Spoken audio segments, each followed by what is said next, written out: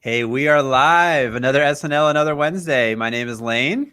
And I am Scott. I cannot believe we are closing in on the end of January 2021. So much has happened this month. And with that in mind, we're excited to bring a little clarity to the real estate market. That's exactly right. This is the last SNL show of the January 2021. And in true fashion, we are doing a market update video. So let's get to it. This is OC Real Estate Market Update, January 2021. And you want to start with new listings, Scott? Absolutely. Let's go ahead and do that, Lane. First, a shout out to you, Lane, of our team. You're the statistician. You're the guy that loves numbers and presents them so well. And we're so thankful for all of you clients and friends out there who've given us some great feedback that you enjoy this. So let's get to it. Okay, here we go. So new listings for, let's see, are they up there? It's up 13.9%. So 1,041 this time last year was 914, and that's up 13.9%. So that means there's more homes coming to the market, at least over this last month. So that's good, encouraging to see. It's phenomenal news. And what I think, too, with that is exciting for us to see is there was a lot of uncertainty, as there always is at the presidential election cycle. A lot of people saying, well, we're going to wait and see till the election's over. Let's see who wins, et cetera. It doesn't matter what side you're on.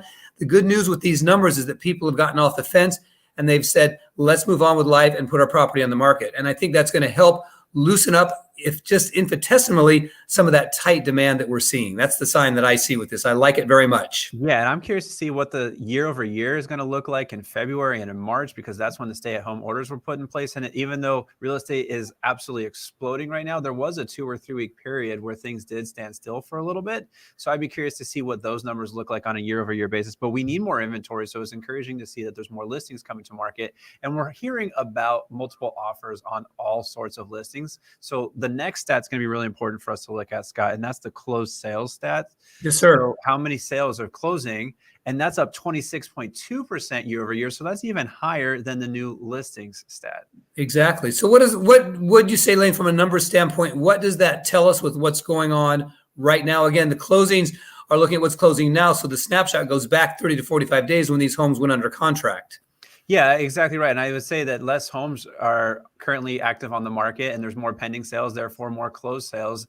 And that means that there's probably, when we get to the inventory, hints, you're probably going to show that there's low inventory because homes are flying off the shelves faster than they're coming to market. So it's encouraging to see that there's more listings coming, but because there's more closed and pending sales year over year, that's probably a good indication that the buyer demand is way up right now, and that there is just, very active buyers in the marketplace submitting offers on lots of homes. No, and I think, too, as we preface this and continue on with the call today, we're seeing that throughout the pandemic and throughout the year, as we've said many times, low interest rates has helped fuel that demand. There's still a lot of uncertainty out there. I think there's a little bit less uncertainty than there was a few months ago.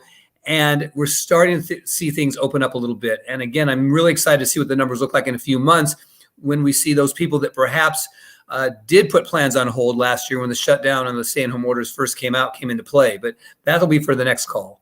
Exactly. So, okay, now we know that listings are coming to the market. Now we also know that they're closing and going under contract faster than they're hitting the market.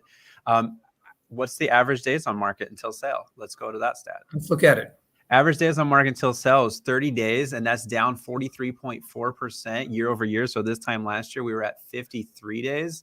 And it feels like, yes, homes are closing maybe even within the first weekend or first 7 to 10 days or so. So 30 days might even feel like it's a little bit long, but this is the average overall. And Right. Can I brag for a second, Scott? Please, let's do it. I want to hear a little brag from team, I'm so proud of our team of 4 sales agents. We were 42% faster than the 30 days. So Wow. we were selling in about half the time on average for our listings. So that was really good. But yes, things are flying off the shelves. They're going quickly and they're staying on at an average of 30 days. That's awesome. And we have to remember, too, for our viewers out there, that's across the board, across all price ranges. And Orange County is very diverse price-wise, where, an entry-level condo in some markets can be $300,000, and, waterfront properties or view properties can easily be $2, $3, $4, $5, $10, $20, $30 million. So we have to keep in mind that's across the board. And the higher the price property, the higher the average days on market. There's a sliding scale that's very interesting to see. So again, we keep in mind this is running averages of all price points in all cities of Orange County.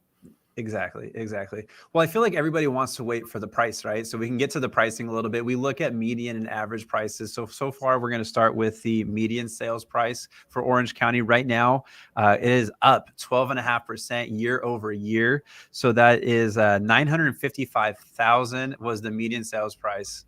And that's up from 849,250 this time last year. So prices are on the rise too.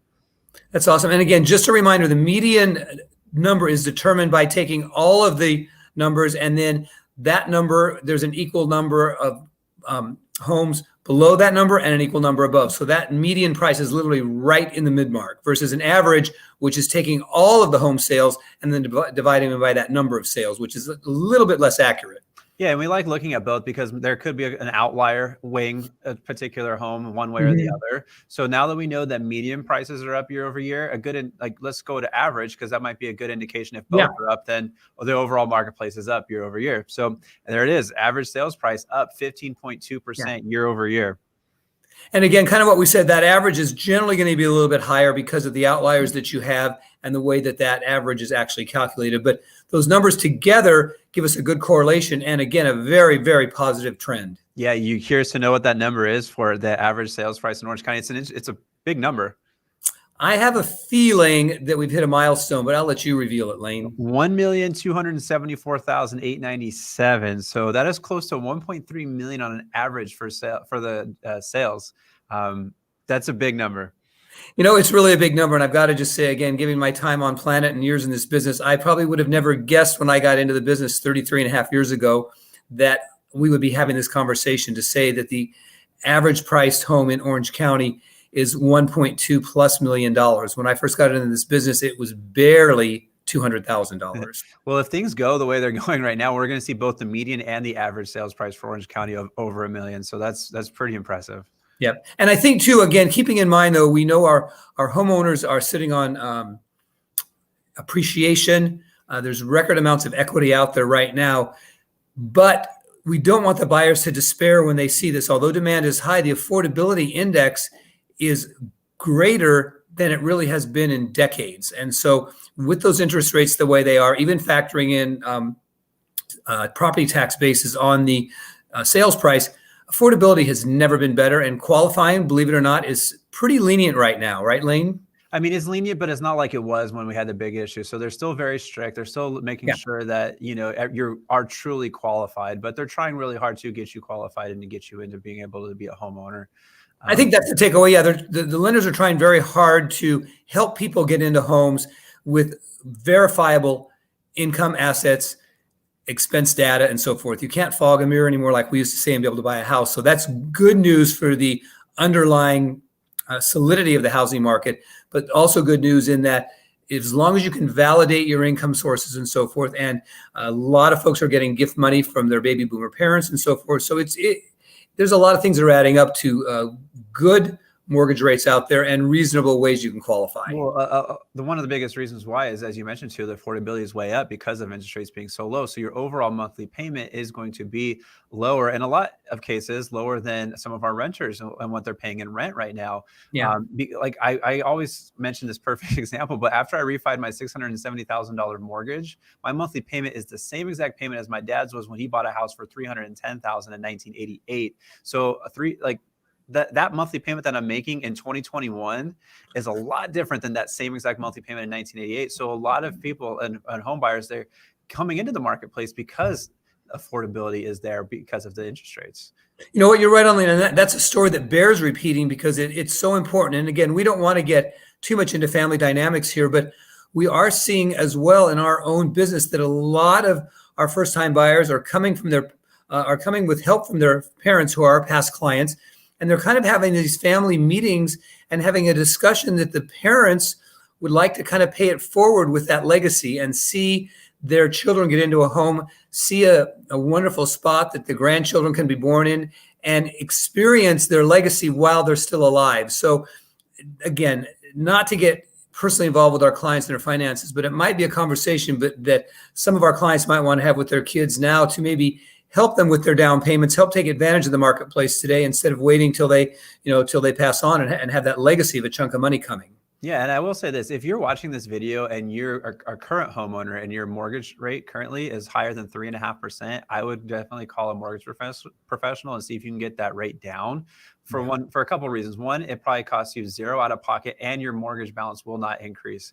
And it's unbelievable savings. And that's probably the threshold right now. If you're paying 3.5 or higher, it's an easy phone call, free consultation, and making sure that you guys are set and paying the lowest payment possible that you possibly can for your situation. And Lane's right on. I was just on a call this morning with our company brokers, and some of the mortgage reps were on as well. And they were explaining to us that even with the new high conforming and a little bit higher jumbo rates, everything with 80% equity or more is well under 3%. Yeah. So, and that's a perfect point there too. So if you bought a home less than 20%, chances are that you're paying mortgage insurance right now. And if homes have gone up in value, as we've seen, and as we just alluded to in the numbers, you might be at 20% equity right now with a new appraisal, and you might be able to get rid of that mortgage insurance. So not only are you going to get your interest rate a lot lower than it is today, but you're going to have that mortgage insurance drop off, and you could save hundreds. I have some clients that recently did that, and they just saved almost $700 a month because they got rid of their mortgage insurance and they locked in at a rate almost 1% lower than where they were before. That's phenomenal. We're hearing stories like that just across the county and across the country. It is an exciting time to solidify those numbers and kind of know where your monthly nut is. That just helps so much with the budgeting. Okay, so let's get back to the stats. We talked about new listings. We talked about closed sales. We talked about days on market and sale, median average sales price. Let's go to the percent of original list price received. So this means you put the house up on the market at a certain price. On average, what percentage are you getting? Are you getting 90%? Are you getting 100%? Are you getting more than 100%? And so the current stats 99.2%, so almost 100%, and that's up 2.6%. So basically, sellers are getting what they're asking for on average. No, absolutely. I think that's a fantastic number. And Lane, can I have permission to shout out a little bit about our team? Oh, now it's your turn to brag. Okay. Well, everyone's telling us, hey, my gosh, the market is so hot. We know our house is going to sell. We know it's going to sell quickly. You're absolutely right. But whether we're your agents or anyone else is your agents, pricing is the absolute most important thing you can do. Pricing a home needs to be looked at as the hook and the bait that's being put out there. The value of your home, because of the high demand today, is going to be determined by the buyers as they come to the marketplace, give multiple offers, and bid the price up. You're going to have a couple people that hopefully rise even higher because they have a higher level of emotional attachment to the house. So keep in mind that pricing a home attractively to gain the most eyeballs and the most interest in the home is the most important thing that you can do. And understanding that no one has a crystal ball and can tell you what that home is worth until it's out there. And then the bidding process and the negotiating and all these other complicated nuances come into play. Very well said. Very well said.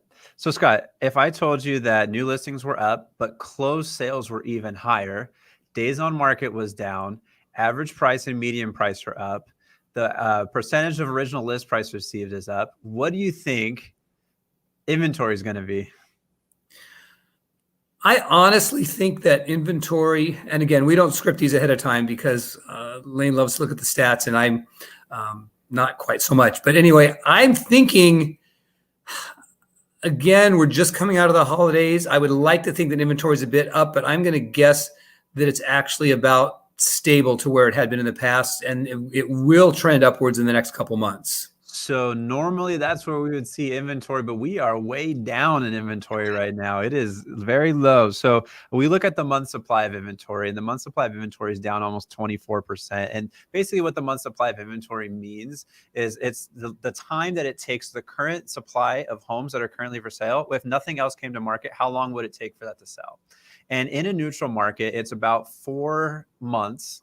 Anything higher than 4 is considered a buyer's market. Anything lower than maybe 3.5, 4 is considered a seller's market. And we're at 1.6. So that means that if we doubled inventory overnight, and we're at 3.2, we'd still be on the levels closer towards the seller's market than we would a neutral or buyer's market. So we definitely need inventory. It's brutally low, and it's about half of what's considered a neutral market.